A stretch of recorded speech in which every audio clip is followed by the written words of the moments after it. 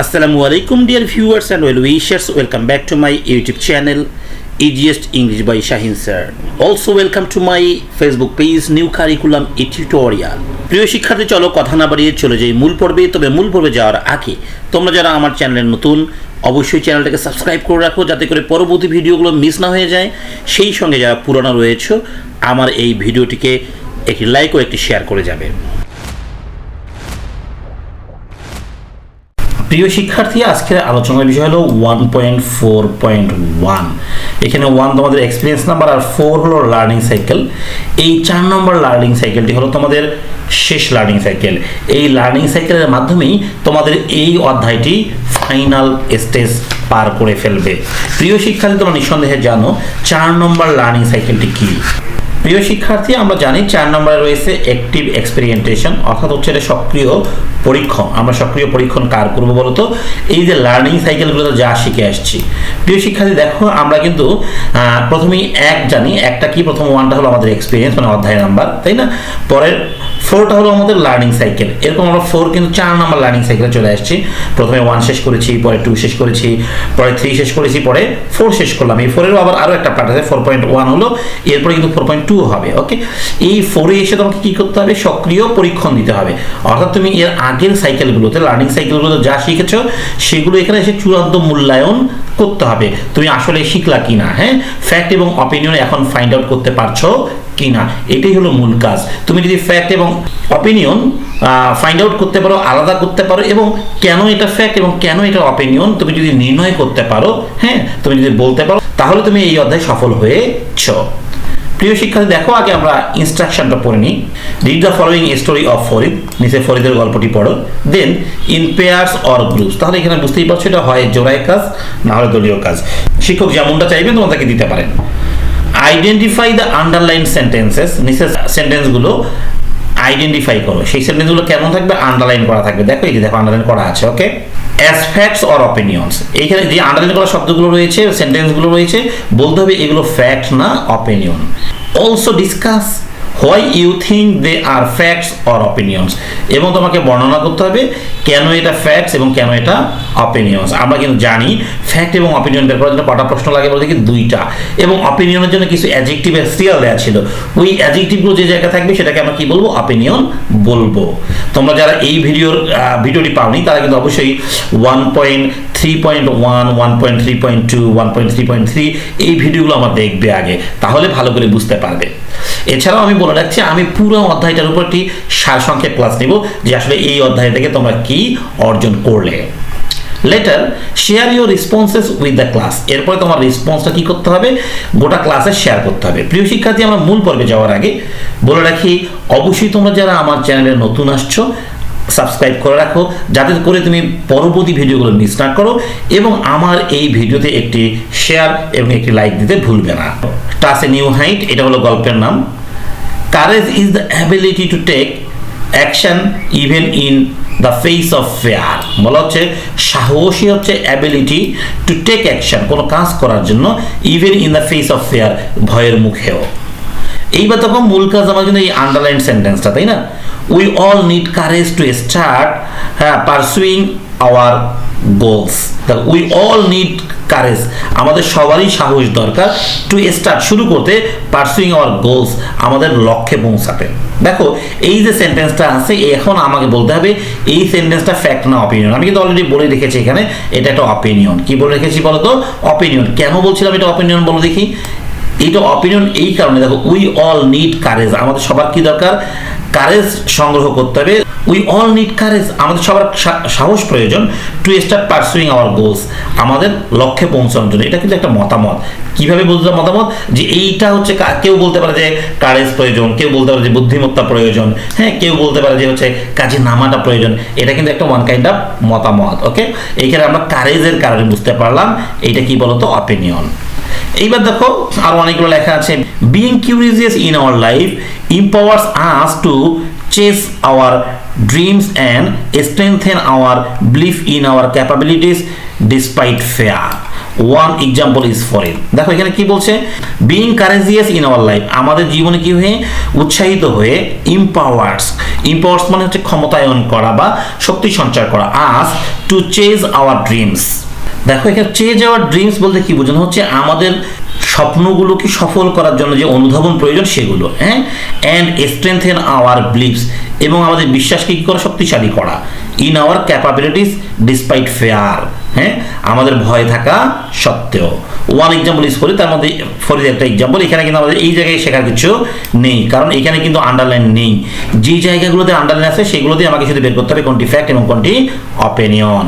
দেখো সবাই, Farid and his friends, Farid এবং তার বন্ধুরা, ইউজ টু ক্লাইম, তারা উঠতো, মাউন্টেন্স পাহাড়ে, whenever they got opportunities, যখনই তার সুযোগ পেত। This time they decided to climb Keokradong, এইবার তারা সিদ্ধান্ত নিল তারা কেওক্রাডাং উঠবে। Following the plan, one day they reached the famous mountain spot in the Keokradang and were surprised to see many people climbing the mountains. এই যে আন্ডারলাইন অংশটা আছে, এখন আমাকে বুঝতে হবে এই আন্ডারলাইন অংশটা আমার এটা ফ্যাক্ট না এটা একটা অপিনিয়ন।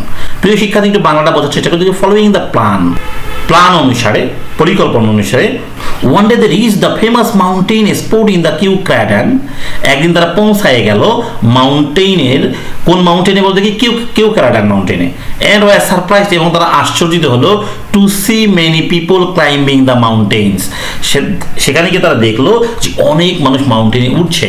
এটা কিন্তু আসলে একটা ফ্যাক্ট, এটা অপিনিয়ন নয়। কেন বলো দেখি, তারা কিন্তু সেখানে গেছে, যাওয়াটা কিন্তু একটা ফ্যাক্ট, এটা কারো কোনো মন্তব্য নয়। ক্লিয়ার? তাহলে এটাকে আমরা কি বলবো বলো তো, ফ্যাক্ট।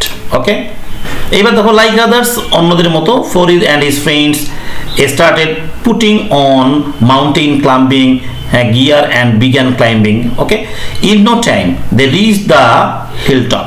কিছুক্ষণের মধ্যে তারা কোথায় পৌঁছালো, একদম পাহাড়ের উঁচুতে পৌঁছায় গেল। আফটার রিচিং দেয়ার, সেখানে পৌঁছানোর পরে his friends choose to camp, হ্যাঁ, তার বন্ধুরা পছন্দ করলো কি করার জন্য, ক্যাম্প করার জন্য। But Farid was drawn to climb another mountain, হ্যাঁ, but Farid was drawn, Farid নেমে গেল, টু ক্লাইম, ওঠার জন্য, আনাদার মাউন্টেন, অন্য মাউন্টেনে ওঠার জন্য ফরিদ কি করলো, নেমে আসলো।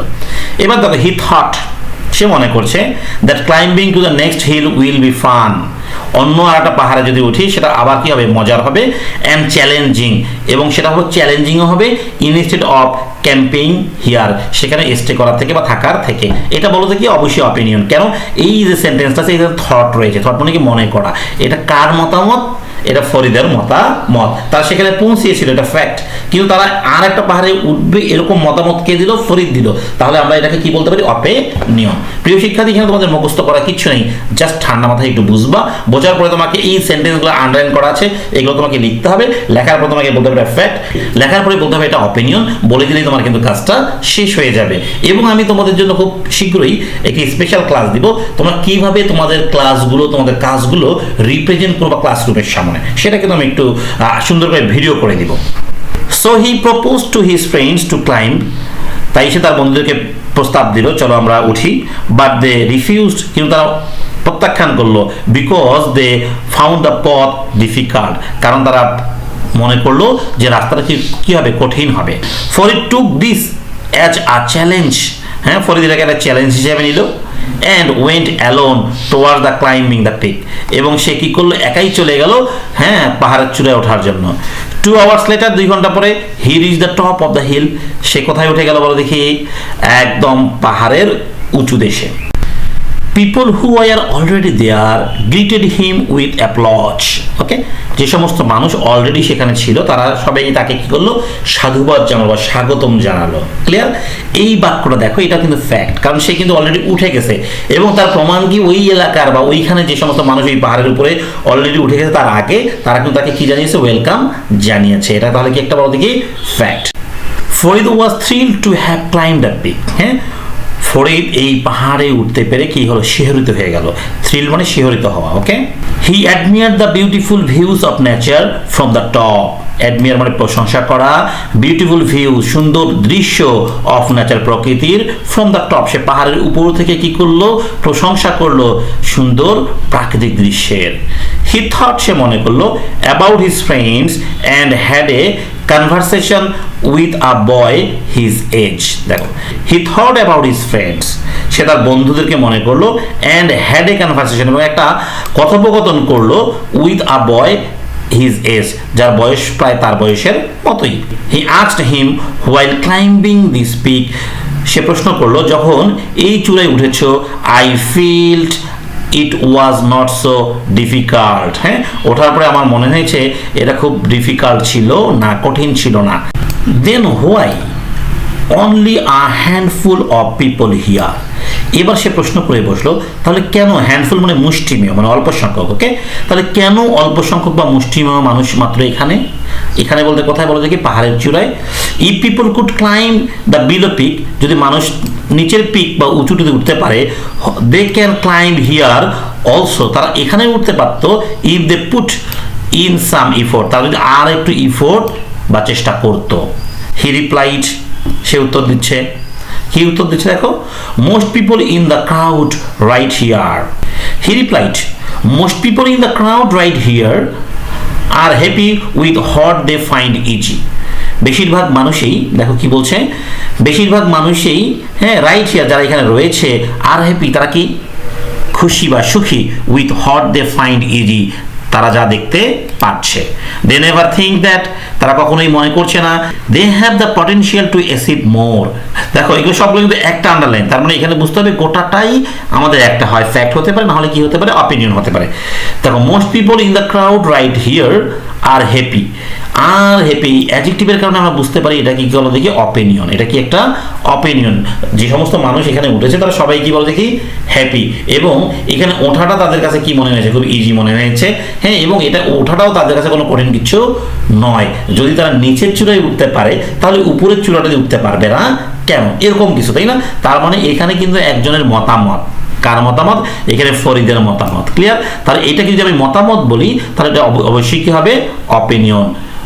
তাই আমি এটাকে কি বলবো বলো দেখি, অপিনিয়ন। তার মানে এই যে পুরো অংশটা রয়েছে, এই পুরো অংশটাই আমার কি, অপিনিয়ন। প্রিয় শিক্ষার্থী, তোমরা যারা আমার এই ভিডিওটি দেখলে, আশা করছি তোমাদের অনেক কাজে লাগবে। তবে তোমরা যদি পরবর্তী ভিডিওগুলো পেতে চাও, অবশ্যই তোমরা কমেন্ট সেকশনে লিখে জানাবে তোমরা কে কোন স্কুল থেকে আমাকে দেখছো। সেই সঙ্গে ভিডিও থেকে বের হওয়ার আগে একটি শেয়ার চাই। সবাই ভালো থাকবে, আল্লাহ হাফেজ।